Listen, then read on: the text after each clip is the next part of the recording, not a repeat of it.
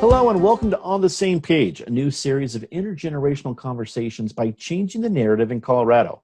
I'm your host, Dominic Dezzutti. Thank you so much for joining us. I am joined today by a very diverse group of people to discuss what we are learning about the importance of art and culture during this time in our society. Allow me to introduce our very esteemed panel. First up, Stacey D'Angelo, Director of Theater at the Community College of Aurora. Next, Greg Deal, an artist and activist. Michael Gadlin, a visual artist. Helen Littlejohn, artist and retired educator. Roddy McGinnis, associate professor of photography at the University of Denver. Damon McLeese, executive director of Access Gallery. Adri Norris, a visual artist. Tony Ortega, also a visual artist. Maya Osterman Van Grack, the program and partnerships director at Mirror Image Arts. And rounding out our panel today, Tyrrell, freelance artist and photographer. Everybody, thank you so much for joining us today. We are grateful to have you all here, and let's get right to it. I want to start with what's happened in our world in the last few months. With stay-at-home and safer-at-home orders, it seems that there has been an increased interest in arts and culture, virtual performances, and other crafts. But I want to find out if that is what you have found. Damon, let's start with you. Is that what you have found during this time? Actually, I think there's not so much a increased interest, but I think there's a different way that people are accessing the arts and culture. I think that some of the virtual performances and exhibits have been very, very exciting, but I'm actually a little bit more concerned about the people that weren't able to pivot quite as quickly to the online environment, people that might be living in congregate settings or may not have the high-speed internet. I think, if anything, the pandemic has shown us some of the other great divides that we still have in this country. But I do believe the arts can help us bridge some of these divides. It's a great point, Damon. Michael, let me get to you. What have you seen as people's response and interest to what we're seeing right now? Has interest grown in the environment that you have seen? You know, I have. I think what Damon brought up is a really good point, and that's some of the unfortunate lack of tools. But on the positive side, I found that there is so much to gain from this pivoting. It's accessible. I found that people have found it therapeutic, and so much of art is about sharing. And I found that people just want to try to hop on. That there's this idea of I can watch a show and or watch an example of someone making. And I just think that the therapeutic nature of it and the accessibility, the ease of use, and there's somewhat, this universality about it that has helped people kind of gather together and see each other on this even playing field. There's an emotional quality to sharing this way that I think people kind of forgot, being that we're just really usually responding instead of interacting. So I think that's the positive. I've seen that pivot help a lot. Well, Michael, as a fellow positive guy, I really like your point there, and it seems to me that sharing concept is a vital and hopefully a positive evolution of what we're seeing here. Luann, let me get to you. What are you seeing in your line of work and interest, general interest, differences or changes during this time? Yes, and to kind of echo a little bit about what Michael was saying as well, too, I have found through some friends and just other resources, I believe that everybody has creativity inside of them. And I find it so intriguing and promising to watch puzzles, for instance, really come into play. A puzzle is obviously something that we assemble, but I'm finding that people are really embracing, I think there's almost a renaissance of something I can do with my hands again, and making something, as well as I have found that for myself personally, it's allowed me some time to go through some of my own stock and relook at it, and in more of an emotional aspect.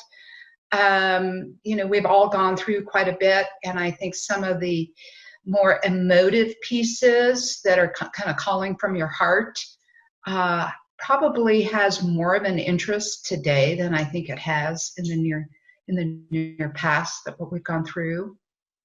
And you raise a great point. Roddy, I want to go to you. I think you have a unique perspective being an associate professor at the University of Denver.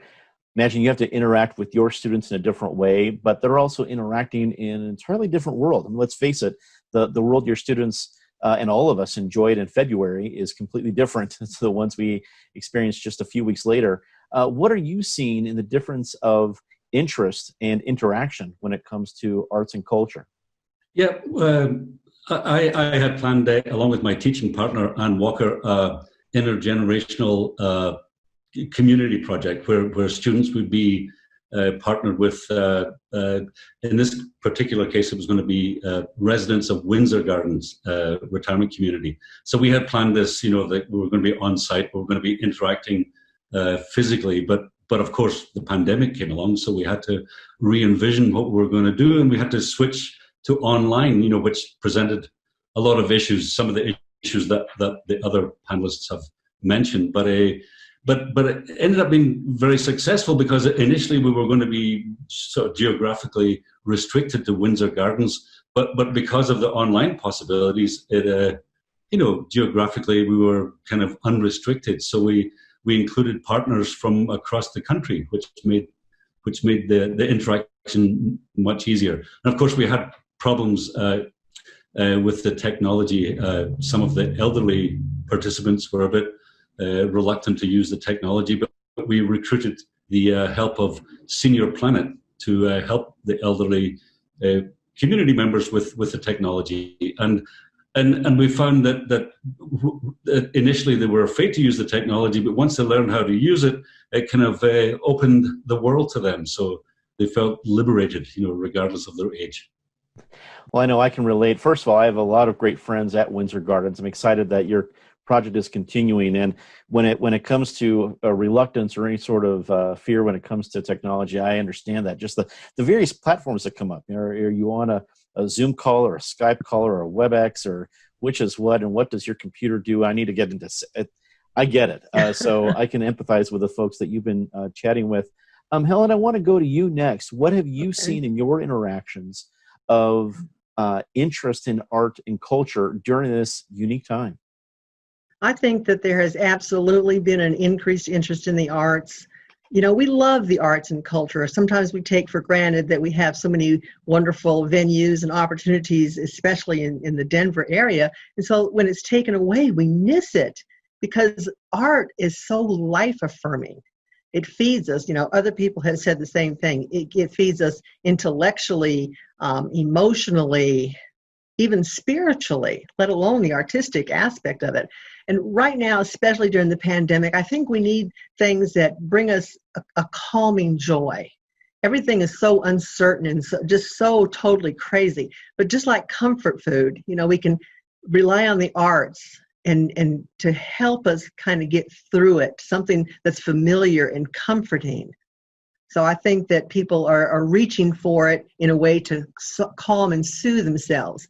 On the other hand, I think that artists, at least I have found for myself, that I'm wanting to create more. I want to just do more art because that makes me connect with my inner feelings with things and also with people outside of myself, when I'm sharing the art with them. Well, I think that would make sense. Creative people wanting to do more. I certainly don't have the talent to be art, but I know the different things I knew how to do, like cook. I certainly want to do more. So I can understand what you're talking about there, Helen. It's a great point. Let me get to the next question. It's not so much that it's just that we're in an historic pandemic, but other recent events have certainly shown that we have a long way to go, realize the idea of being a just society for all. What do you see as the role of arts in elevating social justice issues? Tony, I want to go to you with this one first. Elevating social justice through art in a unique time for all of us, at least in the last 100 years. I look to the past to make sense of the present and to hope for the future. Our history is filled with opportunities that we have squandered, moments when justice-minded folks almost found unity, but didn't. Times we created programs for change, but then forgot to listen to those most affected by them. Throughout history, artists have responded to social concerns around them, with artworks that depict culture, religion, social injustice, human rights, environmental degradation, and political power.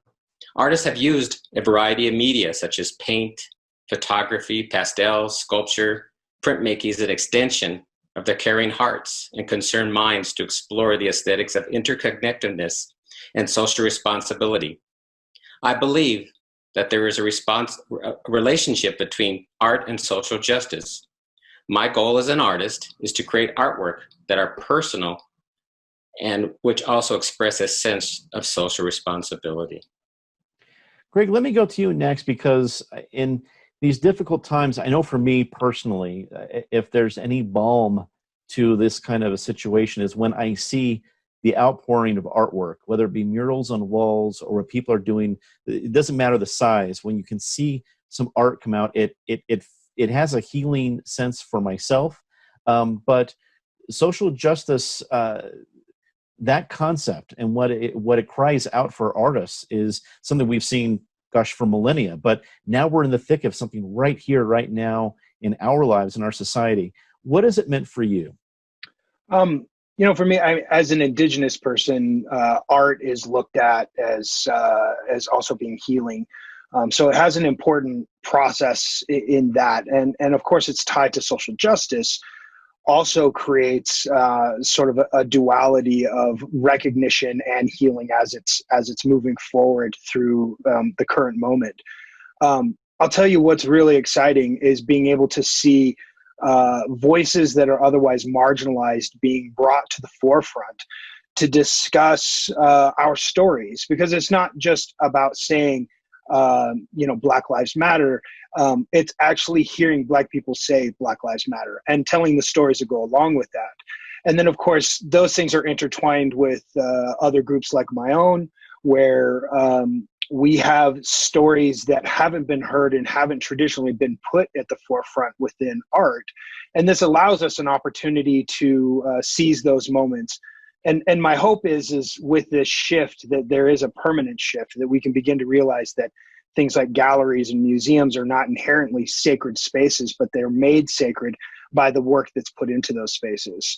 And so we are seeing value put onto these things, value put onto the voices that are there, with an opportunity to really shift the way art is viewed and looked at and even valued just by the general public, not just by the people that are producing it or that are looking at it on a regular basis.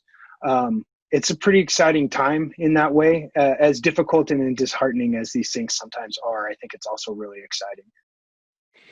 Well, Stacey, as a director of theater at the Community College of Aurora, that poses another, just on a long line of unique challenges. It's hard to have an audience for theater right now. It's hard to get people together to perform theater, but theater is another part of the arts that really speaks to social justice issues. You think about all the impactful plays and performances we've seen really throughout time, speaking to particular times. And right now, we're in such a moment.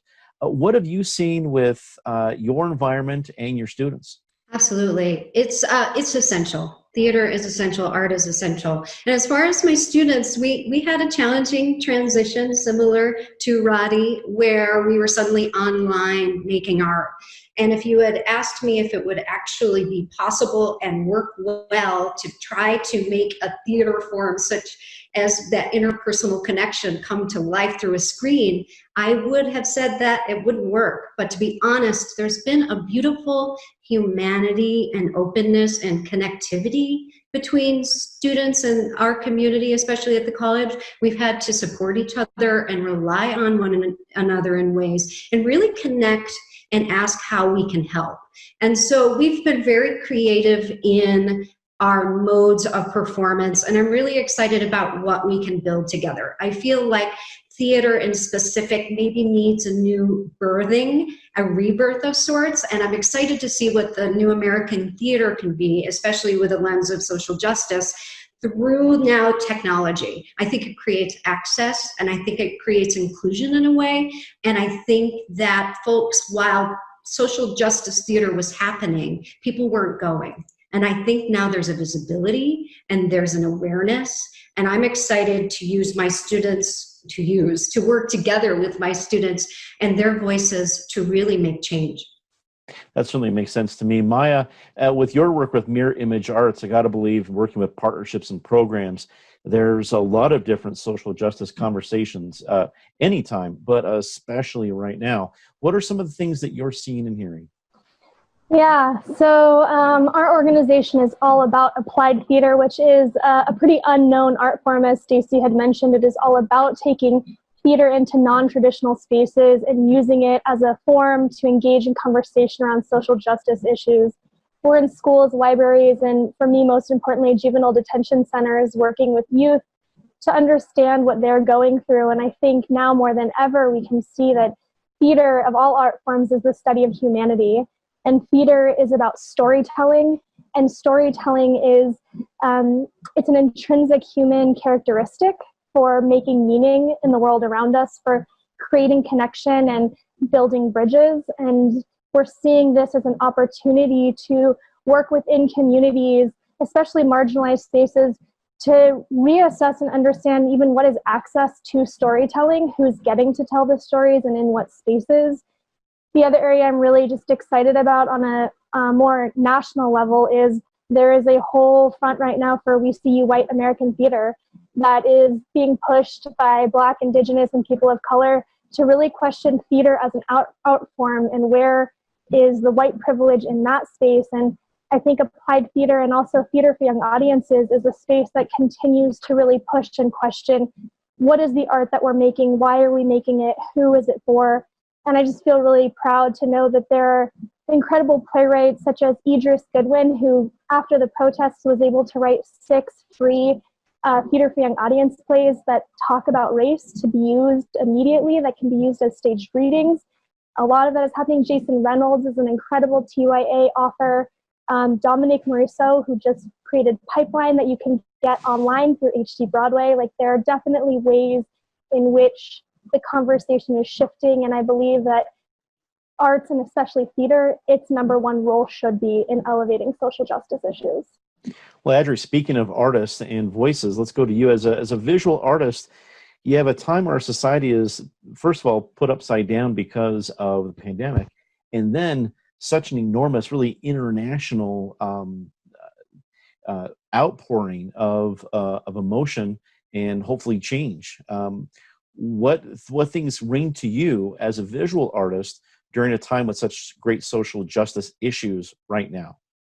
So I've always felt that artists and art in general has the opportunity to either contribute to culture, to record culture, or to change the culture in some way, shape, or form. And I think those of us who are performing at our peak are those who do all three.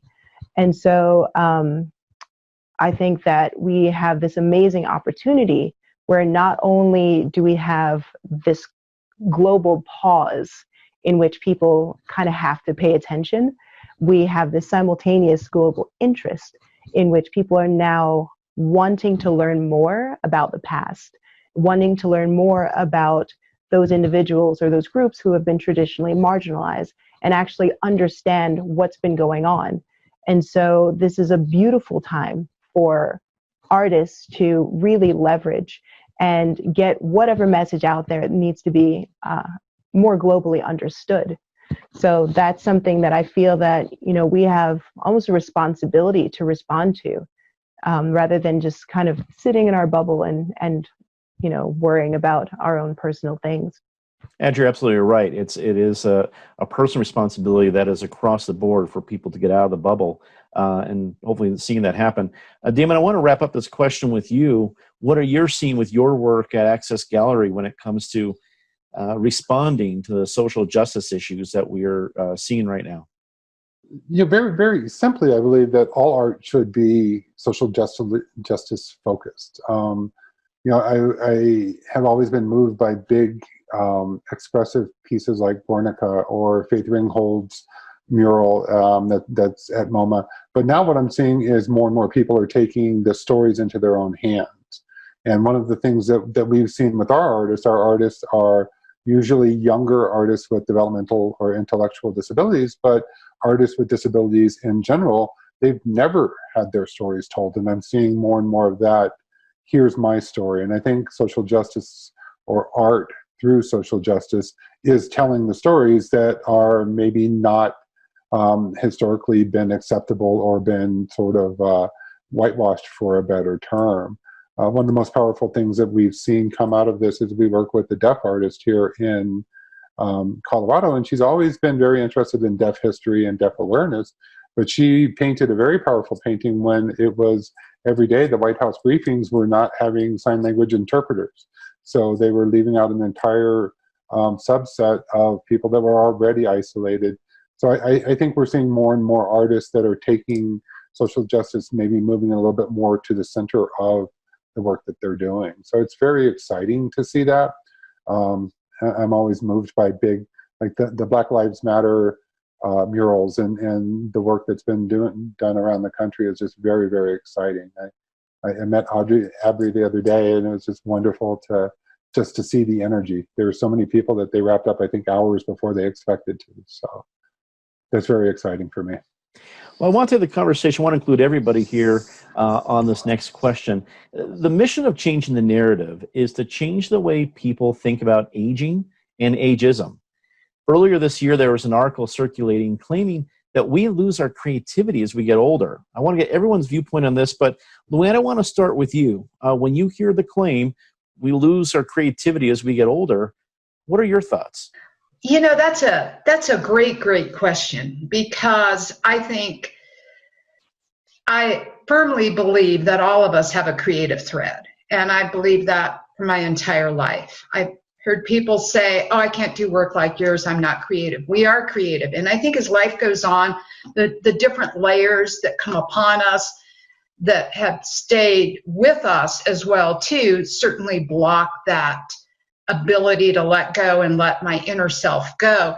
I don't believe that, and I think I've been encouraged to see, as I had referenced before, like even some puzzle making and people getting very excited about that at older age with some of our assisted living homes and that. So I don't believe that to be true, and I think that we can use this in a positive fashion by really kind of embracing that and saying, you know, let that go more so. Let us see what's inside of you in whatever medium and or form it may take.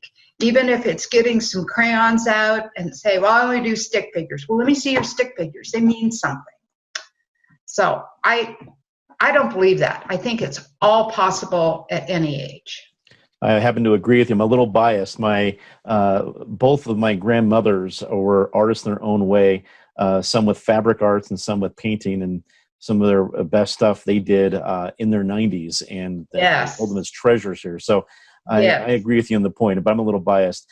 Maya, I want to go to you next, because with your different partnerships that you do with your organization, I imagine you work with a lot of different folks of a variety of ages. So when you hear something like we lose our creativity when we get older, what are your thoughts? Yeah, I mean, I think just go look at Twyla Tharp, who has been choreographing forever and ever, and I think her art has only gotten more beautiful the longer she's lived and the more curious she's become and the wiser. And I think for me, I've learned through her that creativity is about ritual and habit, and that is something that you can create at any age. And for sure in our work, when we've worked in different communities and been able to bring young people to work together with different generations, it's always incredible to just see the difference of creativity that happens when you bring different people together to tell a story. I think that's a great point. Tony, I want to go to you next. It seems to me that when it comes to ageism, it can go across the board. I could imagine someone in their 20s muting their own voice or being very expansive. And I can imagine someone in their 90s in the same way. It doesn't seem to me that's based on age, but I am not an artist by trade. I can talk my way out of a paper bag, but that's about it. What are your thoughts when you hear things like ageism and art? Yeah, I think that's a great question. Well, with getting older, that means you have more experiences. You're more mature, And all those things in life as an artist inform you. They inform you as a person and as an artist. So what informs you as an artist was what comes out in your art. In other words, your work can grow and you can become more creative. Art is about two different things: the form, obviously the materials you use and how you design, but also the concepts and ideas. So with getting older, you're better informed. I too am also a professor at Regis University, and I teach painting. I also teach in the integrative core, and I get to work with young people, and they inform me. They tell me about their generation, and they tell me about their ideas, their new ideas, they're fresh. But I also have worked with Access Gallery. I've also worked with seniors and seniors' homes. So I like working with a variety of ages, from the young to the old. In fact, my wife jokingly tells me that I've worked with people from the crib to the grave, and all that informs me as an artist. So I guess I disagree that we become less creative as we become older. One of my favorite things about these conversations on the same page, or really any of these, is that the small world moments. Tony, I'm a Regis University graduate, and one of my fondest memories, I had a lot of great professors, but Sister Lydia Pena was my art history professor, and just simply a dynamo in so many ways. I feel I can appreciate art more because of what she taught me. It's great to see the Regis connection there. Adria, I want to go to you next. As an artist, when you hear something like this, and ageism in art, what are some of the issues that you found? I honestly feel that the older we grow, the more opportunities we've had to learn things, and the more things we can actively apply to our art, which I think makes us far more creative. As a younger artist, I was just making things so that they looked pretty. But as I've increased my education and my knowledge base, then I've actually been able to create things that are much more interesting, informative, and I feel creative in a lot more ways. So I think that increased level of experience, as well as increased level of knowledge and increased visual library, because you've gone out and seen more things, allows us to actually draw from so many different places and be just generally so much more creative. Well, Roddy, at the University of Denver, you have the opportunity to work probably with a lot of young people, and probably people across the age spectrum. But when you hear things like this study that we're citing here, that you might lose creativity when you get older, I think most of us are looking askance at that. But it brings up a very important conversation and an important bias that is still out there. So we have to address it. What are your thoughts on this, especially with your work with students? Yeah, it is a great question, and I completely disagree. I think there's no age limit to creativity, of course. But speaking for myself, I came to art much later in life. I got my job at the University of Denver when I was 50, and in the community work we're doing, a lot of the retirement communities that we partner with students, they have very active arts programs. A lot of them, theater, painting, poetry, you name it, and I find that part of our engagement with the retirement communities is to have the residents share that with the students, to encourage them to be creative and to express themselves. So yeah, I disagree. I think like other people said, the more experience you get from life, the more wisdom you have, the more you have to articulate, in whatever form you choose. So yeah. Helen, as we're talking about this sort of idea in ageism in art, what are some of the thoughts that you have? As a retired educator, I got to believe you've got a lot of experience across the spectrum, but a great perspective. What are your thoughts? I don't think creativity has anything at all to do with age. I think art is the sensory language of life that we all speak. Art is the longing for love. So there's no age limit on that. Very well said. I think that makes a lot of sense. Michael, let me go to you. When you hear ageist comments like this, that I think we've all thought, are silly to think that we lose our creativity as we get older, but ageism in art is real, at least for, I think, some of the audiences, and I think it's important to kind of break through some of those barriers. So when you hear something like this, what comes to you? Well, a lot comes to me, and I'd really love to know the data collected and if there was a control group that studied this, because I think it's actually the opposite. And I think what I hear everyone saying is spot on. I immediately kind of go to my gut and what I see to be true, what I know to be true. And that is what I think might be a better question is, how often do we care enough about our older community to really listen and lean in, right? So, collaborations are often sexy when they're by, younger artists. But when are we bringing in that community that has wisdom? So many people talked about the experience that one has. And, I found that my older community who I lean in on and my mentors could care less about what people think. I think that adds to the idea of taking risks, right?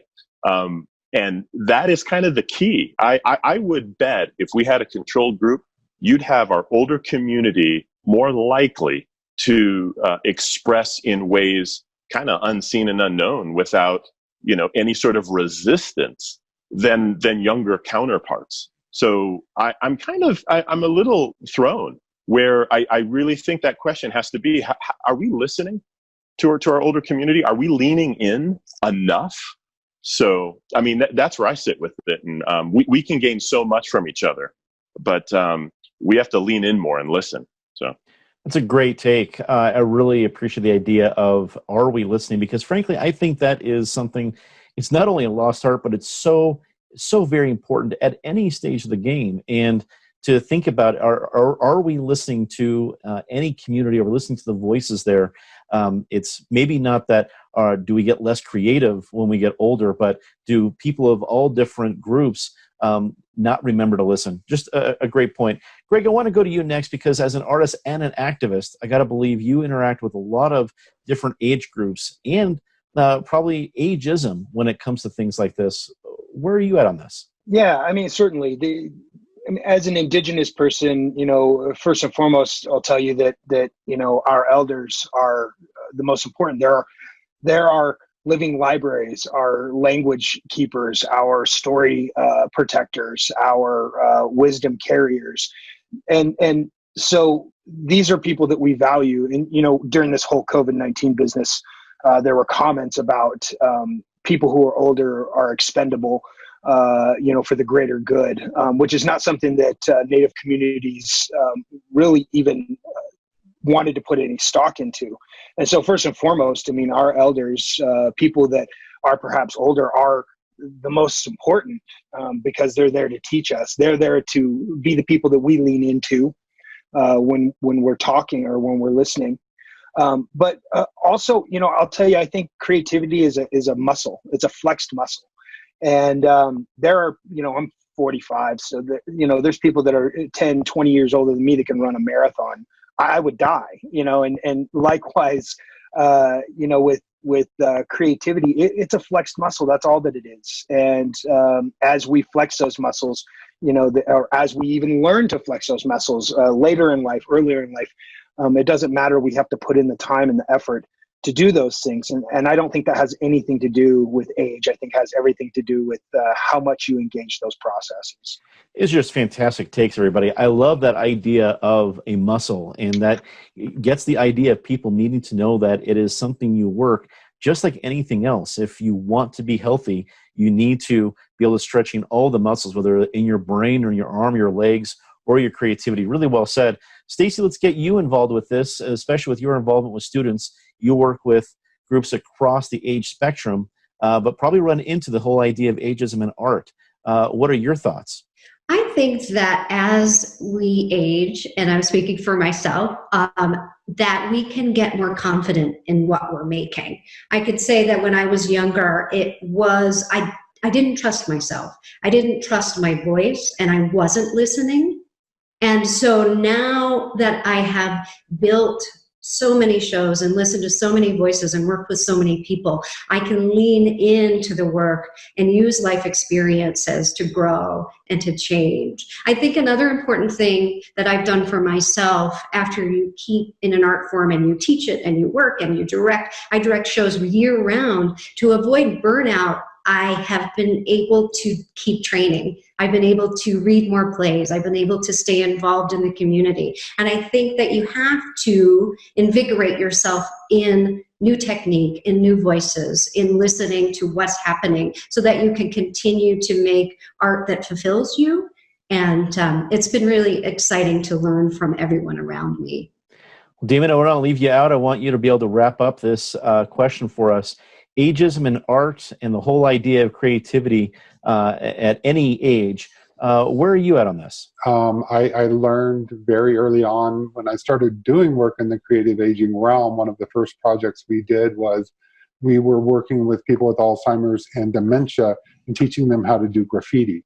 And it was something that a lot of people just didn't make that leap. They couldn't understand. They assumed that somebody who might be older or who might be having some dementia or memory issues wouldn't be interested in learning something new. And we found just the opposite was true. Every single person that came to us was willing to try something new. And I think for me, that's the core of creativity. We're all trying to make order out of the chaos of this world. And what I further learned as we did more and more of this is I found that very often older people are a little bit less inhibited because as we get older, let's face it, we're a little bit less afraid to fail. We're willing to try new things. And I believe that that continues all the way to the very end of life.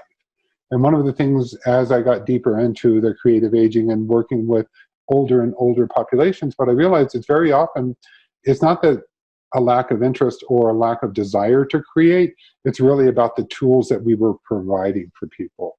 Because let's face it, as we age, we're all going to lose some functionality. So if you think about it, in nursing homes, very often you will see children's coloring books as a creative outlet, and that just makes me a little bit insane. Because if you think about it, as we get older, we lose we lose fine motor skills, and we very often lose the ability to see fine details. So the thing that we loved about and we learned about by teaching mural art and graffiti is, first of all, you don't need a lot of fine motor skills, and you really don't need to be able to see fine details. It's really about the expression and the color and the community. So I think the premise is false that as we age, we lose creativity. I actually think I think creativity is probably pretty stable throughout our lifetime. It's just what tools or what permissions do we have to access it? So I could do a whole show on that one. So. I certainly think we can do a whole show. Some might say we can do a whole series on the idea. That's a great point, David. Well, I tell you what, let me keep us rolling with another question. This pandemic has forced many artists to search for new ways to share their work. I want to ask each of you, we're going to start at the top again, what are some of the ways that you've shifted your work over the past few months, and will this change the future of your work? Stacey, I want to start with you because you're working with students, and I'm sure that provides something. And also, as a director of theater, that throws just an extra little curveball at folks.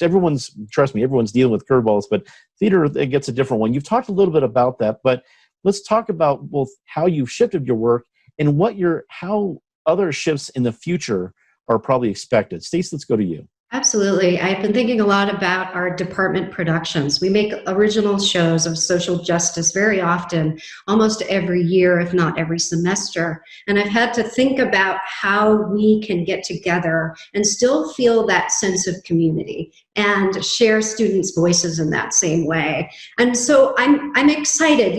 To be honest, I'm not going to do this alone. And so I started inquiring with students. We're going to have a summer focus group where we talk about how can we do this? What are the platforms that you are using right now to stay connected? What can we do that's accessible and equitable for everyone right now, given the access to technology? I'm excited about what we can do with live Zoom performances and actually audience interactions within those. I think that dialogue is the most important thing in art right now. If we can talk with one another and if we can really feel what artists are saying, then we can make change. So whatever we do at CCA in the fall will involve us coming together as a community and really listening to voices. Greg, what about you and the work that you're doing? I'm sure it's changed quite a bit, but what are you thinking that here's the changes now, and here's how it might just change for us moving forward in the future? Oh, that's a good question.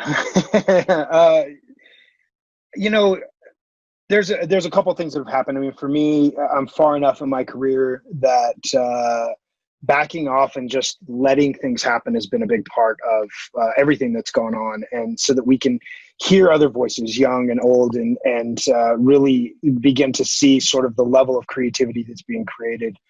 The shift that I'm on now is actually something I've been on for a little while, but has been amplified, of course, with everything that's gone on, which is about looking at my own experiences and trying to figure out how to articulate those in a way that is both personal, but also something that goes out to others. So, for example, I have a mural coming up in Colorado Springs that will be about 60 to 80 feet. It'll be a portrait of a young Indigenous woman with a red handprint on her face, which is to denote the epidemic of missing and murdered Indigenous women, but also is dressed very modern. So it is also a statement about modern Indigenous existence. That is personal to me. I have 2 girls, and so that the epidemic of missing and murdered Indigenous women, girls, and Two-Spirit is incredibly important, but that's also important to Native communities. But in this time right now, it's also paramount to articulate these things to non-Indigenous people and non-people of color. And that is what is really exciting to me, is being able to not just see the interaction and see the intersectionality of Black, Indigenous, and people of color, but being able to figure out ways to make those things work together so that we can share those stories together. And so I'm trying to be more cognizant of that, realizing particularly Black and Indigenous voices are intertwined and have historically been intertwined since the beginning of the great experiment that is America. And so moving in that direction and being able to be cognizant of that has been something that has definitely affected my mindset and my work right now. Michael, what about you? How has this time changed how you share your work, and how might that just change moving forward into the future? Yeah, that's a great question, because I too have kind of just stepped back a little bit and haven't pushed as hard to produce work kind of without thinking and engaging. I've really wanted to, kind of what I said before, listen in, lean in, and kind of get a hold of this landscape. You know, being someone of color, you know, it's really interesting because a lot of people of color, and maybe what people don't know and it's not talked about, is how we intuitively create systems to navigate the world because we know how we're viewed. And so these systems are so subconscious, right? And there's some things I do automatically in my work to try to, you know, I like what Adri said. It's like painting a pretty picture, but now we kind of mature to go beyond that. And I'm interested in not just painting pictures. For me, this is an opportunity to put the brush down, collaborate more, look at the community around me. You know, I love this idea of social justice, but you know, it's got to be more than just looking, you know, through the window. It's got to be an activating thing that charges you, because I think that's the responsibility of art and artists, that you've got to make the mark of your time, the time we're living in, because we have a responsibility to sort of write that history of what was and who we became. That's the only way we move forward, right? And so I've gotten a few commissions that are public now, like murals. And so I'm getting ready to do one up north that's not seen in Adams County, doesn't have a ton of, you know, mural artists. And I got asked to do one.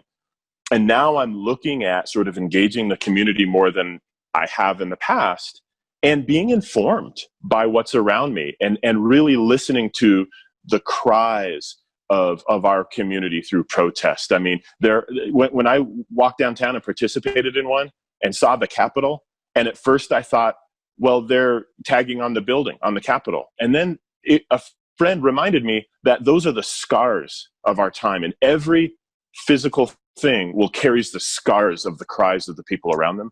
And I would like my art to sort of be relevant in this space and speak of something beyond just myself as an artist making pretty pictures. It's a great point about all the different things, but I think also about the scars. I think people forget that there's going to be a legacy of this, and there's going to be something that we're all going to feel well past after all the smoke clears, you know, sometimes quite literally. Helen, let me go to you as you're looking to share your work moving forward. What are you thinking about? Well, in addition to being an artist, I'm also an art collector. So I collect these things called ACOs. Their art cards are just like a little teeny mini piece of original art. And so that makes it a lot easier since, like, you can't go out and do shows. It makes it easier to share. It's, real easy to share it online, and then also to just stick it in an envelope and mail it to somebody or receive one. So I've really enjoyed that process, and I think that I'm going to keep on going with that. As far as what the future holds, I don't have a clue. Everything has just been so strange and unprecedented and unexpected and all that. But I've learned in my life that mainly the thing that you do is just learn to roll with it. And so whatever comes to me, I'm going to take it on. I'm going to keep on going and just see what happens. Learning to roll with it. I'm not sure if wiser words have been said, at least to my ears. Helen, well done. Roddy, let me get to you next. Sharing your art in a different way. What are you and your students doing to do that? Yeah, personally, I've been, as a photographer, other people are usually the subjects of my photographs, but during the lockdown, I live alone, and being isolated, I became the main character on my stage again. So I've done a self-portrait series during lockdown, and to promote that work, obviously photography is much easier to submit work to online exhibitions, and there's been an explosion, obviously, of online exhibitions, and with my students as well, it's much easier for them, because I always encourage them to submit work to exhibitions, and of course, it's much easier now for them to submit the work online, and it's also a lot cheaper as well because they don't have to make prints, they don't have to frame, they don't have to ship. So in a lot of ways, it's opened a lot of opportunities for students, and also in the classroom, it's fabulous inviting artists in from around the world, to come and Zoom in, give a presentation about their work to the class. So. Yeah, I lots of opportunities have opened up, and I find things are happening faster. Like I'm a bit more productive actually presently because of the pandemic, and so it's opened a lot of doors for me. So I'm pretty excited. Well, Damon, I want to go to you next, especially running Access Gallery. How have you found different ways to share what you're doing, and how other changes might come up in the future? Really, what I'm focused on right now is getting. Really trying to get to some of these people who they were isolated before, and they're not able to easily access this pivot to the online world. We realized pretty early on some of our students who may not tell time or who may not have the bandwidth or the computer. We found some of our students had computers that didn't have cameras, so it's really hard to sort of do the Zoom thing. So we're almost taking an analog route right now. We're trying to figure out we're taking art supplies to some of our students, and we're literally sitting on the porch making art. We bring healthy lunch because a lot of our students are in situations where a healthy meal is a bit challenging to get. The other thing I'm trying to do is really figure out right now I'm working on a project, how to get digital cameras into an assisted living facility that's been on lockdown literally for 3 months. There's not a single case of COVID in the entire complex, but people literally have been in their rooms, and there's something at a very base level that just bothers me about that. So we're trying to figure out how to get accessible art to people who may not be riding this wave of the digital art platform. But really, that's not radically different than what we were doing before. We're just trying to get creative expression to as many people as we can. So I might be calling Roddy to get some ideas about how to get the photo project into this assisted living center. That makes sense to me. I know we're heading close to the end of the show, so I'm going to ask the rest of our esteemed panelists their briefer thoughts on this. But Adri, I want to go to you next. When you're looking at sharing your work in this different time, how are you approaching it? It's been an interesting shift for me because I actually haven't had to pivot a great deal. It's more like I'm expanding. So I have a lot of commissions now for me to do things outside, like murals, where I didn't necessarily have those before. And really, things that I had put in place are actually starting to move, like online sales and stuff of that nature, where people can't come to me to see the work. And so now they're buying the work to bring it home. Tony, what about you? You're looking at how you share your work in this kind of time. What are some of the changes you've had to make? Well, like many of the other artists have expressed or have semi-expressed, exhibits have been canceled. My community murals have been canceled or postponed or closed to the public. These are challenging times with a lot of anxiety and uncertainty, insecurity. But I do find small glimpses of the good and positive. I've been reconnecting with the artist in me. All of my creative energy was working in the studio, which is to say I'm sort of back to a younger me when I was in my 20s, 30s, 40s. And thanks to social distancing and the introvert that is part of me, it is quite a rediscovery. I have finished some older work that needed to be finished. I have touched up things. I've done some hand coloring of some etchings. I worked with Think 360 and created some online workshops for kids who are also isolated in their homes. And I've reconnected again with my wife and with our pets here at home. Obviously, I'm closely pay attention to the social media and the news. I'm almost glued to the set sometimes. But I think the main thing is just reconnecting with being an artist. I have less distractions. I don't have the opportunity to go to a coffee shop and do those things that would sort of take away from my studio time. So it's I have to wait for things to change in order to get my work out there, I think, at this point. Well, it certainly sounds to me, Tony, you found a pretty cool time machine during all this crisis. Out of all the different discoveries people have made, I think I like yours. Maya, let's get your quick take on sharing your work in this different time. Yeah, so I'll start by saying there's a reason that there's a film industry and a theater industry, and one was meant for this platform. We are obviously adapting and trying to stay really clear in our intention around the work and the difference between a screen and being in person. And film is about the product and theater is about the process. Theater is about being with people in connection through authenticity and vulnerability. Our passion and purpose in our work is to disrupt the school to prison pipeline. And so partnership is a really key part of our work, which means being in the system. And if you're not in the systems, it's really hard to figure out ways to shift the conversation and create change. We just started a program online through a juvenile detention center, and it was lovely, and we made connection.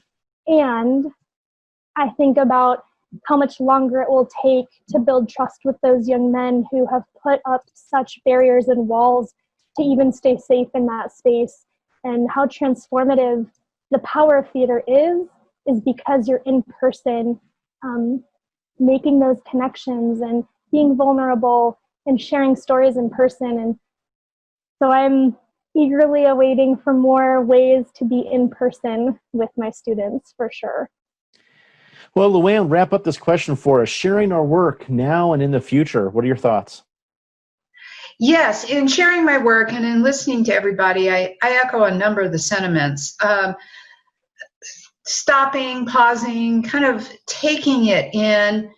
And I myself have been fortunate that I did have a base of clients, regular clientele, and outlets. However, what I'm also finding too is by putting it out there, I find that people are really kind of craving that something to find peace, a peaceful image, something in which they can momentarily lose themselves with, and that being in art. So I have found that I've been kind of going back to some of my other things that I've had, as one of the panelists had mentioned, kind of retouching, reworking, and I'm finding enjoyment, and I'm also finding people are enjoying that and sharing it on online platforms. Another sidebar is I'm a real animal enthusiast, and I've also done a lot of animal art, and so COVID companions. I've done some of my own and then some clients in that. And because a lot of people are spending their times with animals, giving them great peace.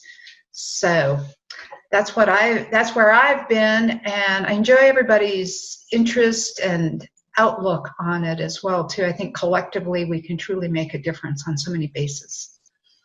Well, I tell you what, I can't figure out a better way to end this discussion. Thank you so much. And I want to thank our incredible panel for joining us today for On the Same Page. If you like to watch this show online, please check it out at pbs12.org. Also, please check out our final discussion for this season of On the Same Page on Friday, July 10th at 7 p.m. right here on PBS 12. If you'd like to join the conversation with your own question or comment, please feel free to call 303-991-5027 or go to changingthenarrativeco.org. For everyone here at On the Same Page, I'm Dominic Dezzutti. Thank you so much for watching. Good night.